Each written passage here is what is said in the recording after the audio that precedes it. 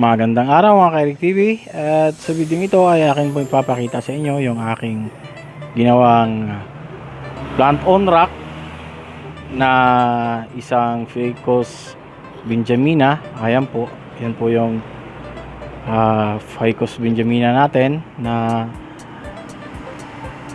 ilang buwan na. So ang gagawin natin is ilalagay na siya natin sa concrete slab na nakita ko lang din doon sa dito mismo sa loob ng bakuran ko, nakita ko doon kaya ginamit ko na. So yan. So ang materials na gagamitin ko po, ang ginamit ko po dito ay kukupit. Bakit kukupit? Kasi ang kukupit ay hindi gaya ng rubber sand, gaya nito pag slab. Ang gagamitin natin dyan is kukupit. Yung iba, moss. Sa akin kukupit. Tapos sa ibabaw ng kukupit is moss or lumot para design din. Parang grass. So ayan yung aking Ficus Benjamina. Ayan na po siya. So guys, panoorin nyo lang ang buong video at makikita nyo kung paano ko siya ginawa.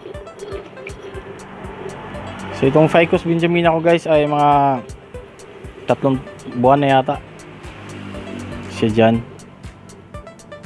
So sa video naman, next videos ko ipapakita ko rin kung paano ko siya inaalagaan hanggang nasa bato pa siya, paano ko siya pinalaki ng ganyan na nasa bato.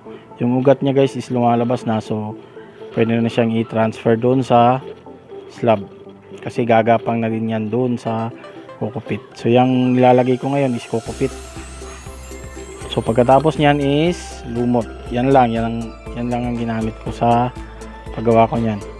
Panoorin niyo lang ang buong video at makikita niyo kung paano ko siya ginawa. So yun ang own style. Iba kasi yung style ng magbubonsai. Sa akin yan ang style ko.